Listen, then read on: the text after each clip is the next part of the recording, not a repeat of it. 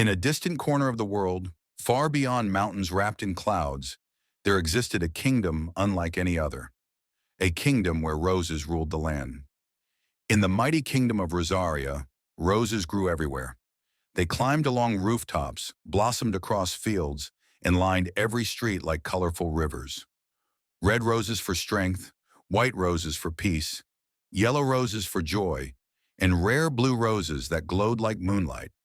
The air was always sweet, and from faraway lands, merchants traveled on horses and donkeys, eager to buy the magical roses of Rosaria. At the heart of this floral kingdom lived a powerful king, stern, respected, and feared. Beside him stood his wife, a queen whose beauty had faded into bitterness, and their two daughters known not for their faces, but for their cruelty and pride. In the palace served a young maid named Ariel, a girl of breathtaking beauty, with gentle eyes and a kind heart. She worked from dawn till dusk, feeding chickens, milking cows, sweeping the palace grounds, and preparing cheese for the royal family. But her beauty became her burden. The queen despised her, the princesses mocked her, and every day their hatred grew like a thorn vine. Yet whenever merchants entered the kingdom, they paused the moment they saw her. "Who is that girl?" they whispered. "She is lovelier than all the roses in Rosaria." One morning, the queen accused Ariel of stealing a golden spoon, a crime she never committed. The princesses pushed her to the ground, laughing as she wept. Broken and heartbroken, Ariel ran out of the palace, tears falling like rain. She fled into the forest, seeking a place where, in the deep silence of the woods beneath the branches of an ancient tree, Ariel collapsed.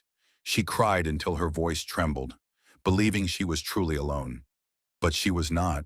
A warm light shimmered beside her, and from that light emerged a fairy, wings made of petals, glowing like the morning sun. "My child," she whispered, "why do you weep?" Ariel told her story, every cruel moment. The fairy wiped her tears and placed a golden vial in her hand. "You are a rose," and the fairy said, "and roses bloom brightest after storms. I will teach you a gift that will change your destiny." Under the moon's silver glow, the fairy taught Ariel the ancient art of perfume making, how to draw essence from petals, how to blend fragrances with emotion, how to create scents. When Ariel returned to the palace gardens, she crafted perfumes unlike anything the kingdom had ever seen. When merchants inhaled the scent, their eyes widened with wonder. "This is magic. I will buy all of it. I have never smelled anything so heavenly." Ariel's name spread across the land, and so did the envy. One day, a royal chariot rolled into Rosaria. A noble prince stepped out, drawn by the tales of the girl whose perfumes captured the soul.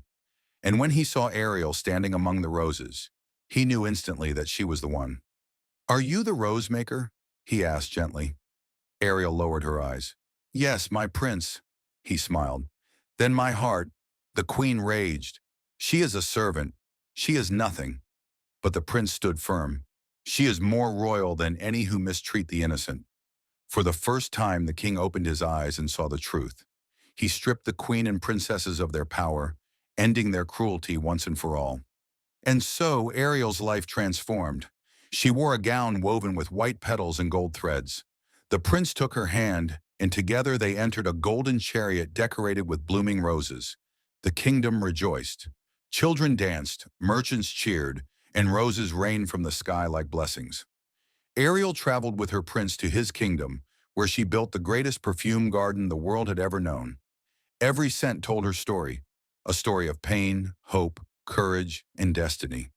And through every triumph, she remembered the fairy's words: "You are a rose, and roses bloom most beautifully after the storm."